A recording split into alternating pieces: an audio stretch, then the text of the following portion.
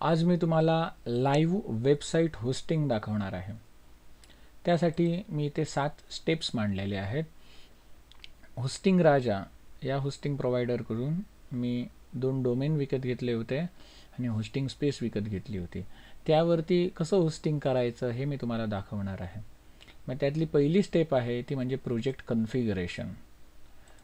तुम्ही जो काही वेबसाईट प्रोजेक्ट बनवलेला आहे तो थोडासा कन्फिगर करावा लागेल. त्यामध्ये काय करावं लागेल तर पहिली गोष्ट म्हणजे एक डेटाबेस यूजर क्रिएट करावा लागेल.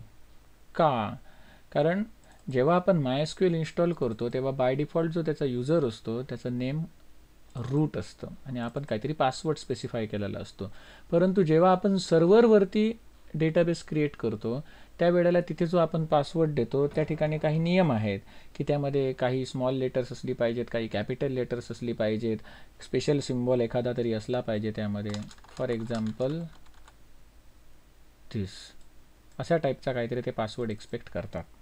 मग आपण एक अक्षय नावाचा यूजर बनवूया आणि त्याचा पासवर्ड काय असणार, अक्षय@123. तुम्ही काहीही बनवू शकता. हा यूजर काय करणार, AncientDB या डेटाबेसमधली सगळी टेबल्स असतील, व्ह्यूज असतील, भले त्याच्या ट्रिगर्स असतील, प्रोसिजर्स असतील, फंक्शन्स असतील, हे सगळं तो ॲक्सेस करणार. सगळे त्याला प्रिव्हिलेजेस देऊया. मग इकडे मी वर्कबेंचमध्ये जातो आणि त्या नावाचा जर ऑलरेडी यूजर असेल तर तो मी ड्रॉप करतो. ड्रॉप यूजर अक्षय.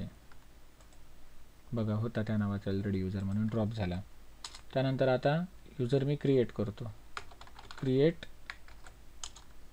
आता यूजर इथे मी क्रिएट करतो.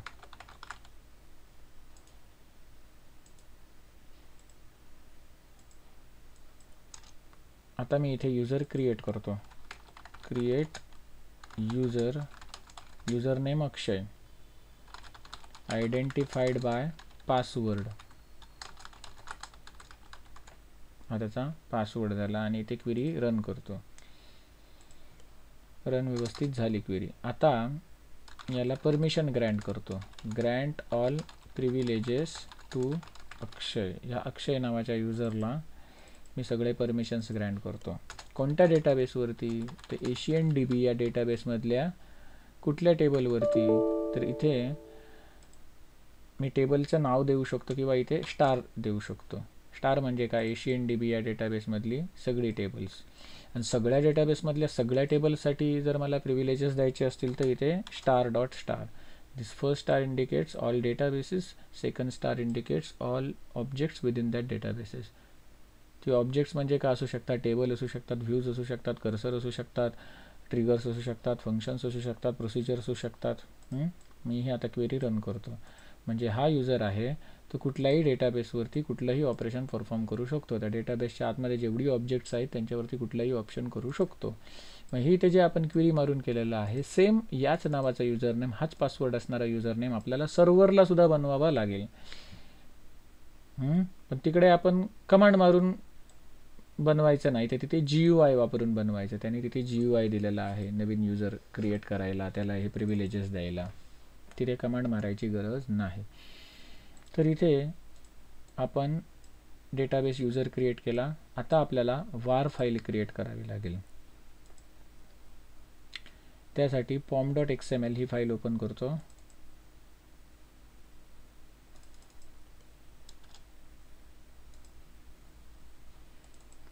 pom.xml फाईलमध्ये इथे बिल्ड नावाचा टॅग आहे.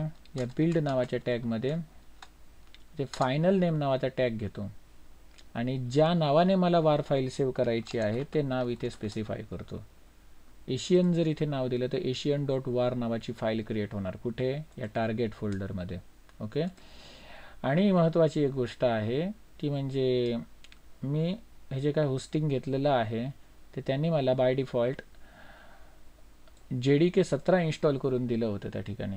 मग सध्या आजच्या तारीखला 4 ऑगस्ट 2024ला JDK 22 हे लेटेस्ट व्हर्जन आहे. मग ते म्हणू लागले की आपण 17 हे व्हर्जन, JDK 17 हे व्हर्जन देऊ शकतो. नंतर पुढे अपग्रेड केलं तर ते JDKचं 22 व्हर्जन देऊ शकतात असं ते बोलले. सध्या 17चं व्हर्जन दिलं आहे ना, म्हणून मी ते जावा व्हर्जन 17 टाकलं. आणि दुसरी गोष्ट म्हणजे तुम्ही जेव्हा कोडिंग करताना JDK 17 नुसार जर ते सिंटॅक्स हायलाईट झाले पाहिजे तर तुमच्याकडे JDK 17 इन्स्टॉल असलं पाहिजे आणि इथे प्रोजेक्ट स्ट्रक्चरमधून तुम्ही इथे JDKचं व्हर्जन जावाचं व्हर्जन 17 इथे स्पेसिफाय करून ठेवलेलं असलं पाहिजे.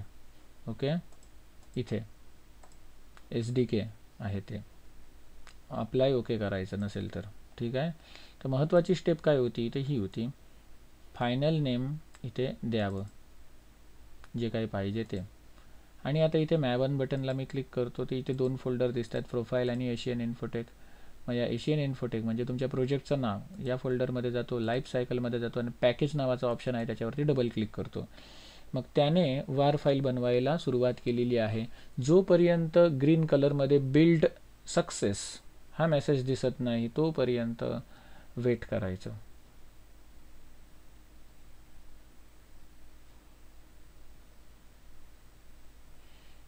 build.success हा मेसेज इथे आलेला आहे आणि त्यांनी ती वॉर फाईल कुठे बनवलेली आहे तर या डिरेक्टरीमध्ये बनवलेली आहे, asian.war या डिरेक्टरीमध्ये त्याने बनवलेली आहे. मग ही जी काही डिरेक्टरी आहे ती ही डिरेक्टरी तुम्ही कॉपी करू शकता, टार्गेट फोल्डर हे कॉपी करू शकता आणि त्या एक्सप्लोररमध्ये पेस्ट करू शकता ओपन करण्यासाठी. दुसरा ऑप्शन काय आहे, इथे हा जो टार्गेट फोल्डर आहे याला राईट क्लिक करायचं आणि ओपन इन एक्सप्लोरर झालं. ही तुमची प्रोजेक्ट डिरेक्टरी ओपन झाली ज्या ठिकाणी तुम्ही प्रोजेक्ट क्रिएट केला होता ती. आणि त्याच्या टार्गेट फोल्डरमध्ये मी गेल्यानंतर इथे asian.war ही फाईल बनलेली आहे. ओके, ही फाईल मला डिप्लॉय करायची आहे, अपलोड करायची आहे. मग आता पुढची स्टेप, क्रिएट UCP अकाउंट. जेव्हा तुम्ही होस्टिंग राजाकडून हे घेता, होस्टिंग स्पेस घेता, डोमेन्स वगैरे घेता, तेव्हा ते तुम्हाला URL देतात एक लॉग इन करण्यासाठी, ॲडमिन पॅनल लॉग इन करण्यासाठी, OVI पॅनल लॉग इन करण्यासाठी. ओके, मग हा त्यांनी URL दिला होता, म्हणजे IP ॲड्रेस दिला होता आणि ते युजरनेम आणि पासवर्डसुद्धा देतात.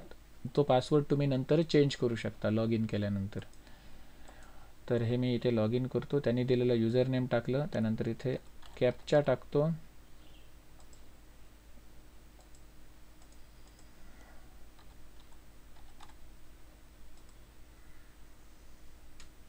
त्यानंतर इथे पासवर्ड टाकतो,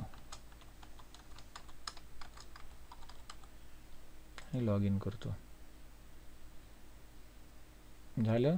त्यानंतर इथे UCP अकाउंटमध्ये जातो आणि इकडे एक अकाउंट क्रिएट करतो asianinfotech.co.in या डोमेनसाठी.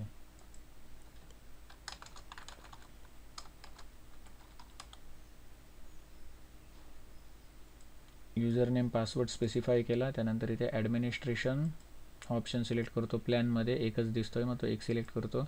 इथे माझा ईमेल ID टाकतो आणि इथे इनेबल SSL करतो. Enable SSL. SSL काय असतं तर जी तुमची वेबसाईट आहे त्याला सिक्युअर्ड करायचं काम करतं. म्हणजे HTTP म्हणजे हायपरटेक्स्ट ट्रान्सफर प्रोटोकॉल इथे दिसतं ना तुम्हाला वेबसाईटच्या आधी, त्याच्यापुढे S असतो बघा, HTTPS म्हणजे ती वेबसाईट सिक्युअर्ड आहे असं त्यावरून समजतं. म्हणजे त्याच्यावरती SSL इनेबल केलेलं असतं, SSL इन्स्टॉल केलेलं असतं. मग तुम्ही जे काही डोमेन टाकणार त्याच्यावरती SSL ॲटोमॅटिकली इन्स्टॉल झालं पाहिजे का, तर हो, तर त्याच्यासाठी इथे टिकमार्क करायचा. मग हे सगळे डिटेल भरून मी या सेव्ह बटनला क्लिक करतो. आता याने इथे अकाउंट बनवायला सुरुवात केलेली आहे, UCP अकाउंट बनवायला सुरुवात केलेली आहे. हे बनवायला तो थोडा वेळ घेणार, याला 5-1 मिनटं लागू शकतात. मग तोपर्यंत आपण काय करूया,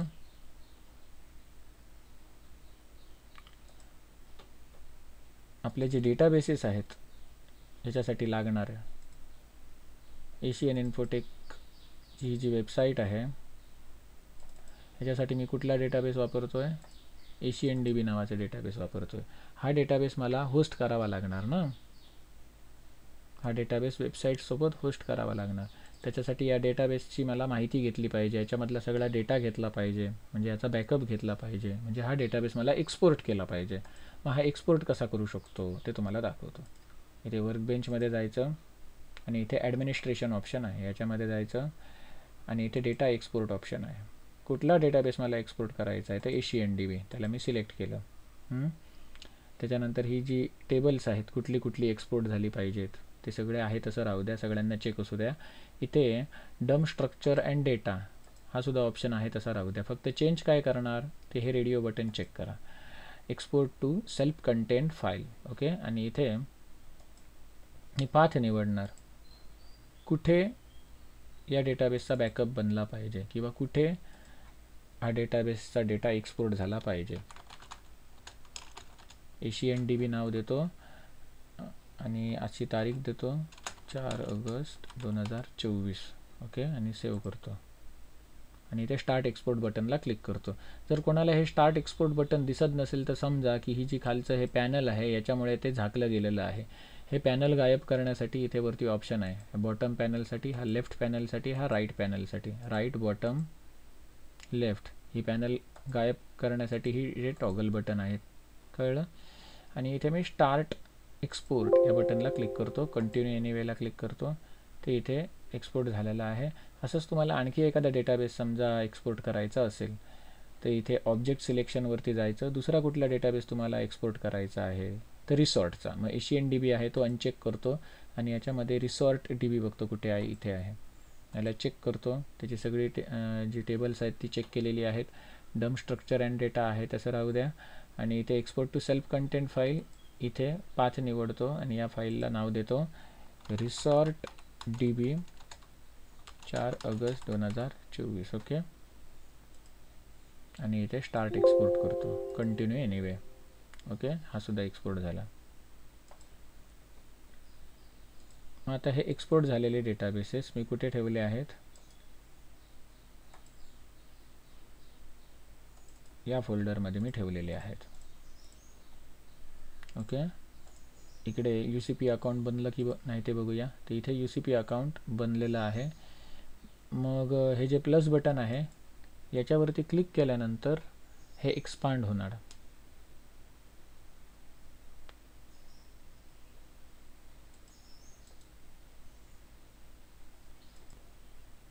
या प्लस बटनला क्लिक केल्यानंतर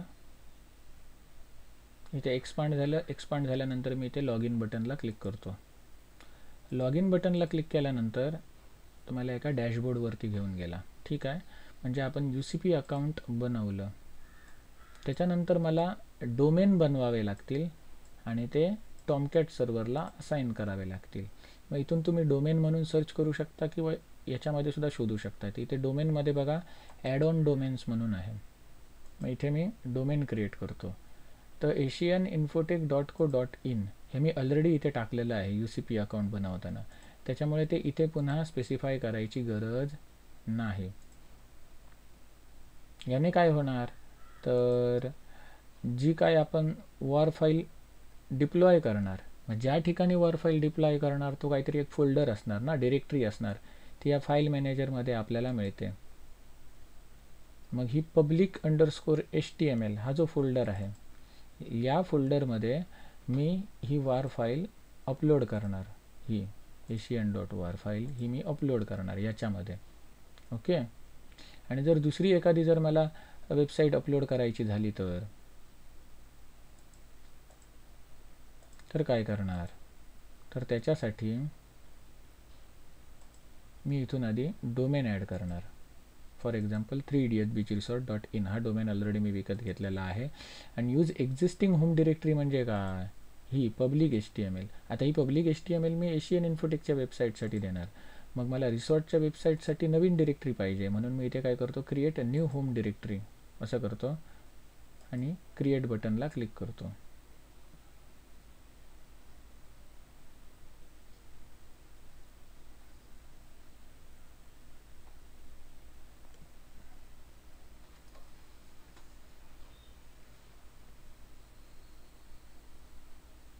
इथे आता होम डिरेक्टरी क्रिएट झालेली आहे. आता फाईल मॅनेजरवरती जातो आणि इथे बघा मगाशी काय होतं,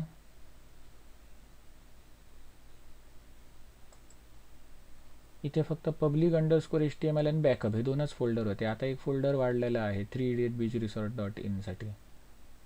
का, कारण इथून आपण हा डोमेन ॲड केला. म्हणजे जसे तुम्ही डोमेन ॲड करत जाणार तसे इथे हे फोल्डर बनत जाणार त्या डोमेनच्या नावाचे.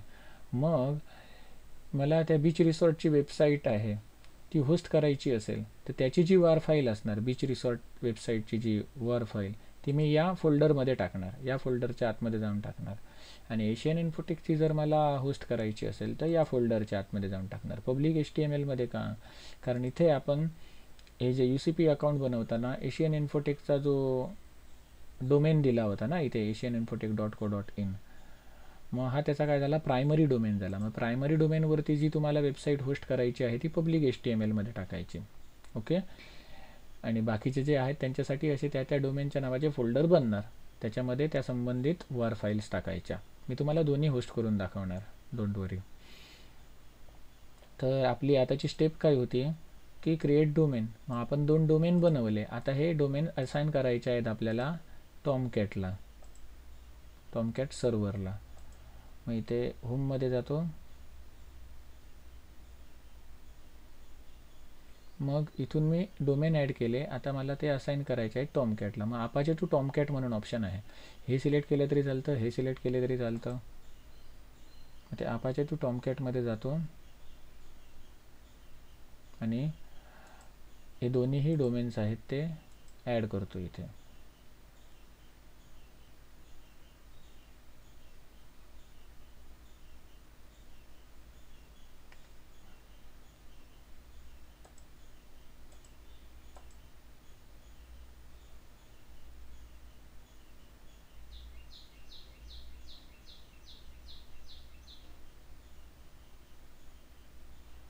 झालं. त्यानंतर आता मला डेटाबेसेस आहेत ना त्यांना मॅनेज करावं लागेल. पहिले डेटाबेस बनवतो दोघांसाठी, दोन्ही वेबसाईटसाठी, एशियन इन्फोटेकसाठी आणि रिसॉर्टसाठी. होममध्ये जाणार आणि त्यामध्ये MySQL डेटाबेस नावाचा एक मॉड्यूल असणार, तिथे जाऊन मी डेटाबेस क्रिएट करणार. मग इथे MySQL डेटाबेसेसमध्ये जातो आणि डेटाबेसचं इथे नाव टाकतो, एशियन DB नावाचा डेटाबेस पाहिजे. पण हा बघा काय करतो, एशियन इन्फोटेक हे जे युजरनेम आपण दिलेलं UCP अकाउंट बनवताना हे जे युजरनेम दिलेलं, ते युजरनेम आणि अंडरस्कोर हे प्रिफिक्स म्हणून ॲड करतो. मला असं नाव पाहिजे का डेटाबेसचं, नको. मला एशियन DB एवढंच पाहिजे, हे प्रिफिक्स आणि अंडरस्कोर नको. हे जर तुम्हाला तसं सेट करायचं असेल तर इथे डेटाबेस सेक्शनमध्ये डेटाबेस होस्टिंग सेटिंग म्हणून ऑप्शन आहे, त्यामध्ये म्हटलं आहे की add prefix and underscore to beginning of database name and user name, हे आहे ते टर्न ऑफ करून टाकायचं. आता जर तुम्ही तिकडे डेटाबेस क्रिएट करायला गेला तर तिथे तुम्हाला आता प्रिफिक्स आणि अंडरस्कोर नाही दिसणार. मी एशियन DB नावाचा एक डेटाबेस बनवतो आणि दुसरा रिसॉर्ट DB नावाचा एक डेटाबेस बनवतो. आता हे 2 डेटाबेसेस बनवले खरे. आता या डेटाबेसमध्ये मला डेटा इम्पोर्ट करावा लागेल. मग आता डेटा इम्पोर्ट करण्यासाठी मी वापरणार PHP MyAdmin. हे बघा, हे लॉन्च PHP MyAdmin. मग आता मी एशियन DBचा डेटा पहिला इम्पोर्ट करतो. एशियन DBमध्ये गेलो, इथे इम्पोर्टमधून ते चूज फाईल करतो. ते मगाशी जे मी बॅकअप घेऊन ठेवले ते कुठे आहे, तिथे आहेत बघा. एशियन DB 4 ऑगस्ट 2024 एक्सपोर्ट करून ठेवलं होतं, ते इथे मी इम्पोर्ट करतो. बघा एशियन DBमध्ये टेबल्स आली सगळी. त्या टेबल्समधला डेटासुद्धा आला. त्याच्यानंतर या रिसॉर्ट DBला क्लिक करतो आणि इम्पोर्ट बटनला क्लिक करतो. चूज फाईल, ते रिसॉर्ट DBची एक्सपोर्टेड फाईल सिलेक्ट केली आणि इथे गो बटनला क्लिक केलं. मग आता तो डेटा इथे सुद्धा इम्पोर्ट झाला. ठीक आहे, अशा प्रकारे मी डेटा इम्पोर्ट करून घेतला. आणि आता पुढची स्टेप काय, तर आता युजर बनवणे. डेटाबेस क्रिएट केला, डेटा इम्पोर्ट केला, आता डेटाबेस युजर बनवणार. आणि हे जे 2 डेटाबेसेस आता बनवले, एशियन DB आणि रिसॉर्ट DB, हे त्या युजरला असाइन करणार.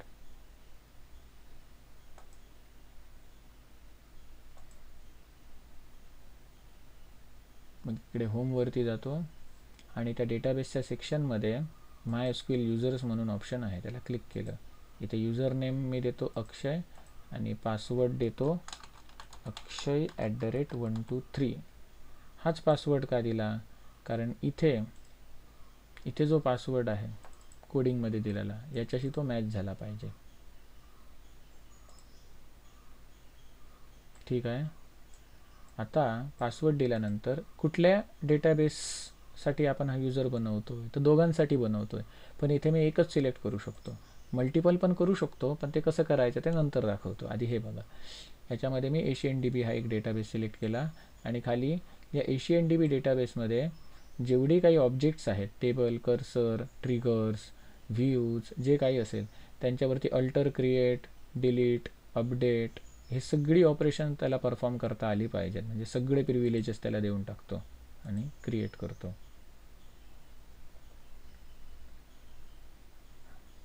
झालं. आता इथे या प्लस बटनला क्लिक करतो.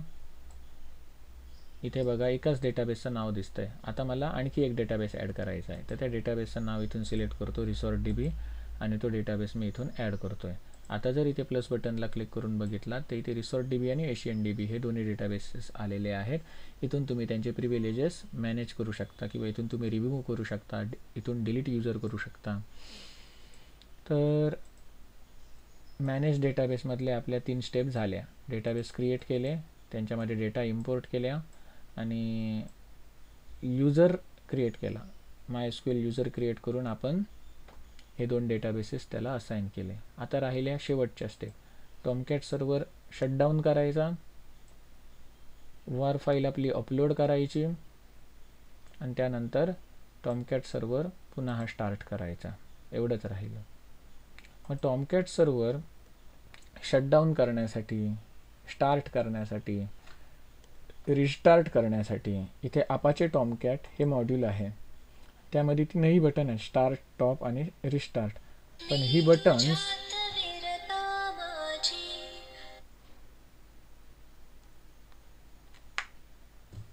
ही बटन्स वर्क होत नाहीत तेवढे. म्हणून त्याऐवजी मारण्यासाठी त्यांनी मला कमांड्स दिलेले आहेत.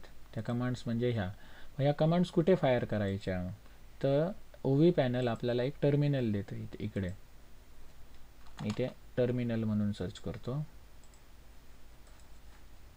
इथे टर्मिनल आला. मग टर्मिनलचा इथे log in user name root आहे आणि मी सेट केलेला इथून पासवर्ड देतो. आता मी इथे या कमांड मारू शकतो. त्याच्यातली ही जी पहिली कमांड आहे SSH रूटवाली, ही कमांड कधी मारायची, जर तुम्ही यांचा हा टर्मिनल न वापरता जर तुम्ही कमांड प्रॉम्प्ट वापरत असाल तुमच्या विंडोजवरचा, तुमच्या लोकल मशीनवरचा, तर त्याच्यासाठी ही कमांड आहे. ओके, मी आता ह्यांचा टर्मिनल वापरतो आहे ना वेबसाईटवरचा, त्यांच्या OV पॅनलवरचा, त्याच्यामुळे मी ही पहिली वापरणार नाही, ही कमांड वापरणार. 8080 पोर्ट नंबरवरती आपला टॉमकॅट इन्स्टॉल असतो.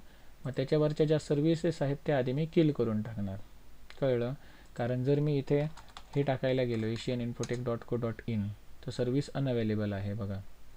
दुसऱ्या जर डोमेनचं नाव टाकलं 3idiotbeachresort.co.in तर त्याच्यासाठी सुद्धा इथे सर्व्हिस अनअवेलेबल आहे, कारण अजून आपण काही होस्टच केलेलं नाही आहे. यांच्यामध्ये या 2 फोल्डरमध्ये मी काय अजून वार फाईल टाकलेलीच नाही आहे. मग ती टाकण्यापूर्वी मला आधी शटडाऊन करावा लागेल टॉमकॅट सर्व्हर. मग मी काय करतो, 8080 पोर्ट नंबरवरती टॉमकॅट सर्व्हर रन होतो ना, मग 8080 पोर्ट नंबरवरती जे काय चाललं आहे ती प्रोसेस किल करून टाकतो. झालं? त्याच्यानंतर शटडाऊनची कमांड रन करतो. इथे कंट्रोल व्ही दाबून पेस्ट होत नाही, कंट्रोल शिफ्ट व्ही दाबलं तर पेस्ट होतं. इथे म्हटलं आहे बघा. ठीक आहे. आता हा सर्व्हर शटडाऊन झालेला आहे. सर्व्हर शटडाऊन झाल्याच्या नंतर पुढची स्टेप काय आहे, अपलोड वार फाईल अँड एक्स्ट्रॅक्ट इट. आता वार फाईल अपलोड करण्यासाठी हा फाईल मॅनेजर आहे, बरोबर ना. या फाईल मॅनेजरमध्ये मी कुठून गेलो, तर हा जो काही डॅशबोर्ड होता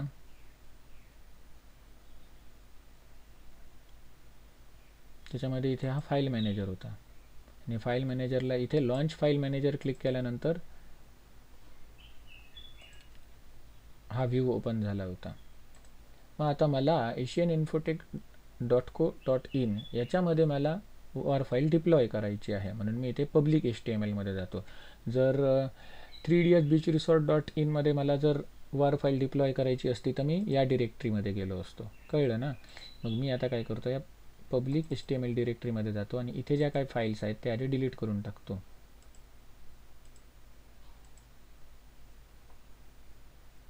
झालं, एक आयटम डिलीट झाला. एक आयटम डिलीट झाल्यानंतर तुम्ही इथे रिफ्रेश करा. का? कारण इथे रिफ्रेश न करता मी एकदा अशा फाईल्स डिलीट करायचा प्रयत्न केला होता, तर त्याने हा public_html हा फोल्डरच त्याने डिलीट करून टाकला. म्हणजे ते बग्स आहेत. मग त्याच्यापासून वाचण्यासाठी म्हणून सांगतो, अनुभवाचे बोल. रिफ्रेश करायचं एक फाईल डिलीट केल्यानंतर. ओके, हे आपण सगळं डिलीट करून टाकलं. सिमिलरली आपण तो जो दुसरा 3 Idiot Beach Resort नावाचा फोल्डर आहे, याच्यामधून सुद्धा ह्या फाईल्स डिलीट करून टाकूया. झालं. आता मला वार फाईल डिप्लॉय करायची आहे. पब्लिक HTML मध्ये जातो आणि इथे एशियन इन्फोटेकची वार फाईल अपलोड करतो. मग इथे अपलोड ऑप्शन आहे. हा, या डिरेक्टरीच्या आतमध्ये जायचं आणि मग या अपलोड बटनला क्लिक करायचं. मग त्या डिरेक्टरीचं इथं नाव आलं बघा, आणि इथून आता मी ती फाईल अपलोड करणार. कुठली फाईल? तर ही वाली फाईल asian.war. ती तुम्ही तिथून अपलोड करू शकता किंवा इथून तुम्ही ड्रॅग ड्रॉपसुद्धा करू शकता. ही asian.war उचलली आणि इकडे ठेवली. इथे बघा, ही अपलोड होते.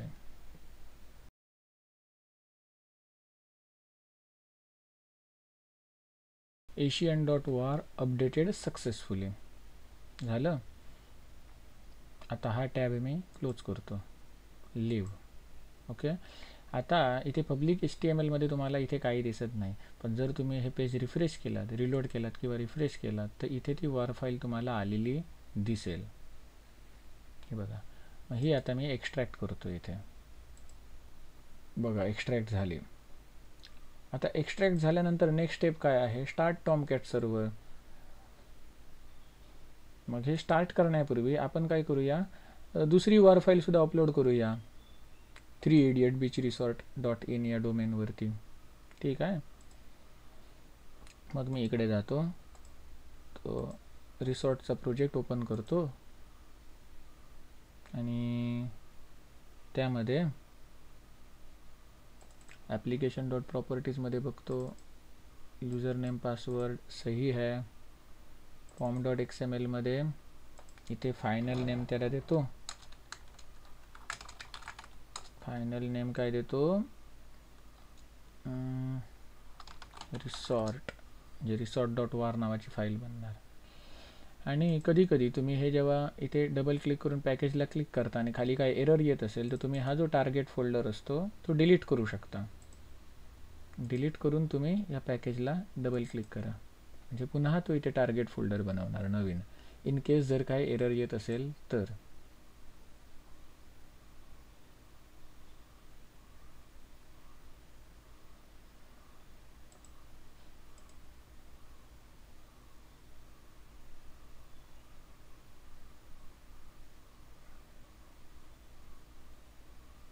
मग इथे बिल्ड सक्सेस आलेला आहे. मग याचा जो टार्गेट फोल्डर आहे तो ओपन इन एक्सप्लोरर करतो आणि ही आता या टार्गेट फोल्डरमधली जी resort.war फाईल आहे ती आता मी होस्ट करणार. कुठे होस्ट करणार? तर याच्यामध्ये मी एशियनची केली public_html मध्ये, आणि 3 Idiot Beach Resortच्या फोल्डरमध्ये मी ती रिसॉर्टची वार फाईल अपलोड करणार. याच्यामध्ये गेलो आणि त्यानंतर अपलोड बटनला क्लिक केलं. डिरेक्टरीचं नाव बघा काय आहे, 3 Idiot Beach Resort.in, आणि इथे आता ती वार फाईल मी अपलोड करणार, resort.war.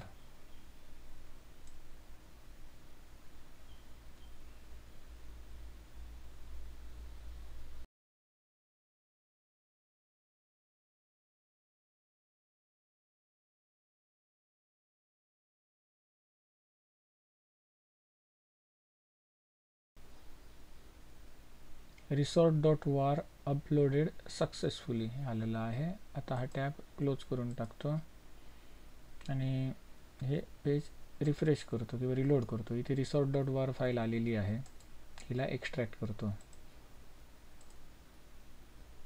ही फाईल सुद्धा आपण एक्स्ट्रॅक्ट केली. ओके,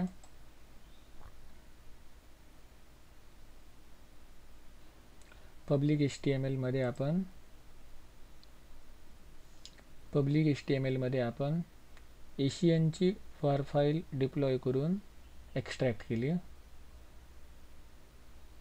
पब्लिक HTML मध्ये आपण एशियनची वार फाईल अपलोड करून एक्स्ट्रॅक्ट केली आणि 3 इडियट बीच रिसॉर्टमध्ये आपण रिसॉर्टची वार फाईल अपलोड करून एक्स्ट्रॅक्ट केली.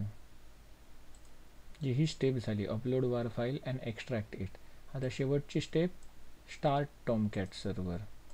मग इथे आपण टॉमकॅट सर्व्हर स्टॉप करायची कमांड दिली होती ना, ती आता आपण टॉमकॅट सर्व्हर स्टार्ट करणार. कॉपी केली कमांड, इथे पेस्ट करतो. इथे टॉमकॅट स्टार्टेड आलंय.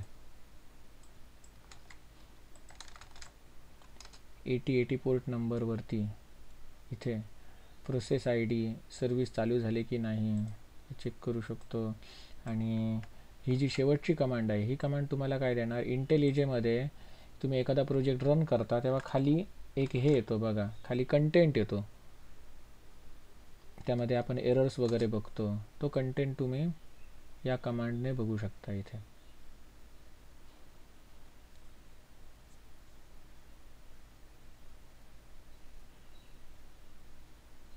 एशियन इन्फोटेकचा प्रोजेक्ट इथे रन होत आहे.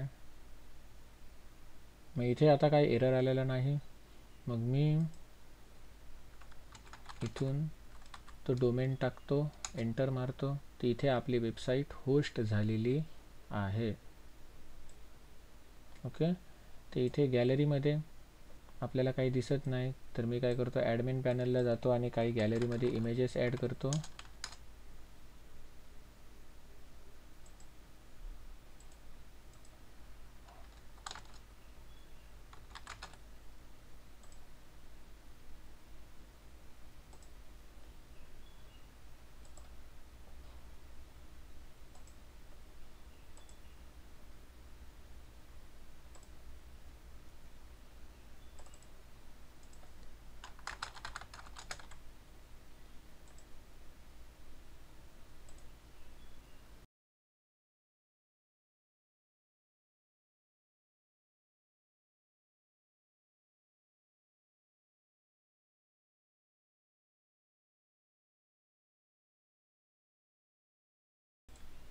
ओके, असे इमेजेस मी ॲड करून घेतले. आता लॉग आउट करतो. लॉग आउट केल्यानंतर इथे खाली जाऊन बघितलं तर इथे हे इमेजेस ॲड झालेले आहेत. जे मी तिकडे ॲडमिन पॅनलमधून जे इमेजेस ॲड केले ते सगळे इथे आलेले आहेत. ओके.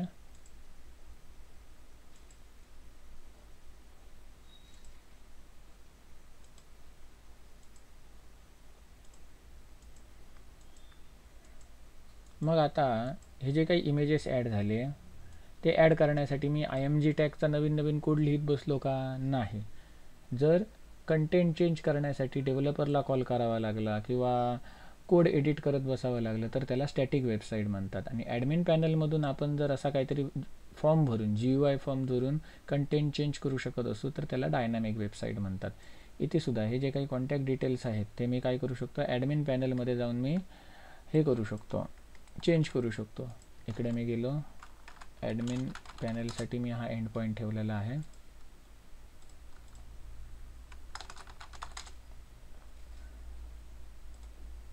ऑर्गनायझेशन आहे, इथे जे काय मी कॉन्टॅक्ट नंबर देणार, इथे जो काही ईमेल वगैरे देणार त्यानुसार काय होणार, हे सगळे चेंज होणार. कळलं ना? ही सगळी वेबसाईटवरची माहिती चेंज होणार. त्याचप्रमाणे इथे जे कोर्सेस आहेत, सध्या 3 कोर्सेस ॲड केलेले आहेत, म्हणून तुम्ही जर इथे कोर्सेसमध्ये गेलात तर तुम्हाला इथे 3 ऑप्शन दिसणार. ह्याच्यात समजा मी नवीन एखादा कोर्स ॲड केला, न्यू, याला नाव देतो डेटाबेस मॅनेजमेंट सिस्टीम किंवा शॉर्टमध्ये देतो DBMS. डिस्क्रिप्शन देतो डेटाबेस मॅनेजमेंट सिस्टीम.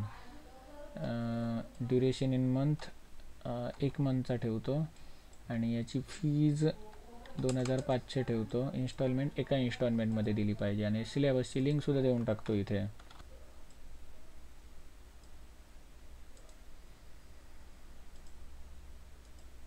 ही आता लिंक मी कॉपी केली आणि इथे मी पेस्ट करतो, सेव्ह केलं. आता जर मी इकडे आलो तर ही तीन कोर्सेस होते ना, आता रिफ्रेश करतो हे पेज तर इथे हा DBMS हा 4था कोर्स ॲड झालेला आहे. ओके, आणि त्याचा सिलेबससुद्धा मी इथे क्लिक केल्यावरती ओपन होणार.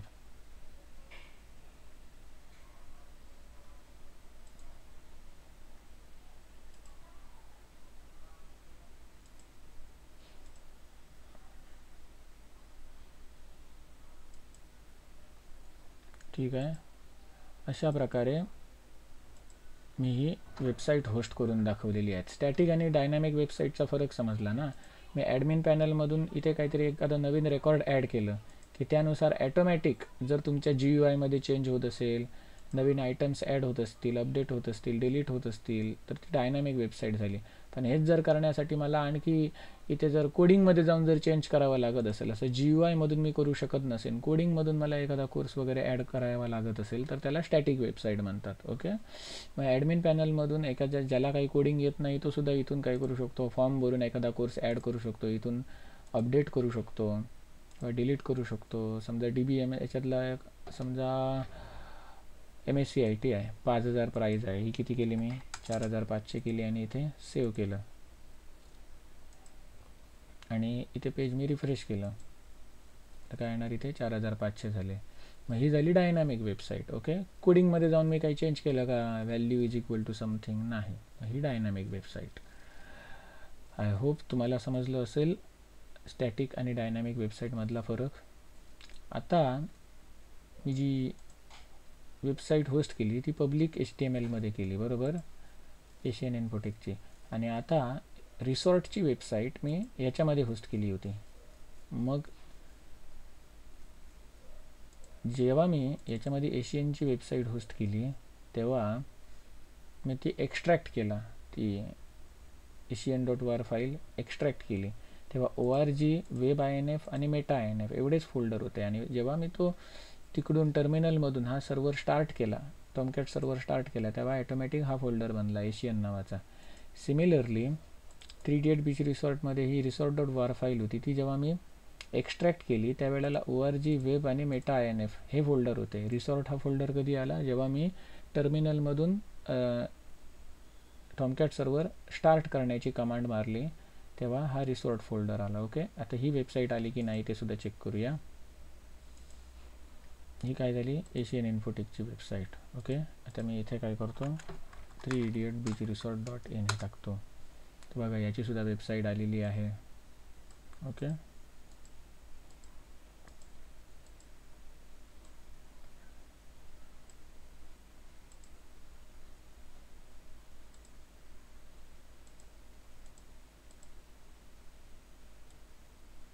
तर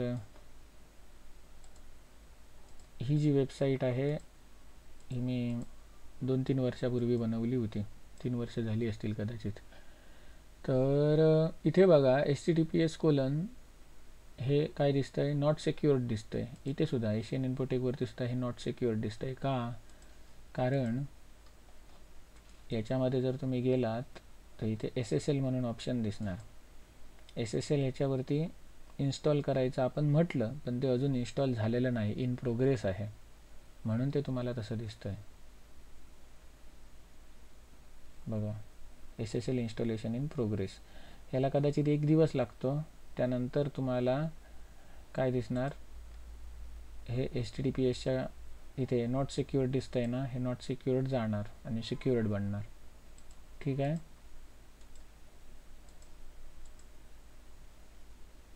तर मी तुम्हाला एकापेक्षा 2-2 वेबसाईट होस्ट करून दाखवलेले आहेत.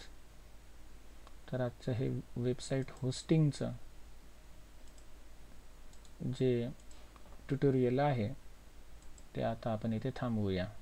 धन्यवाद.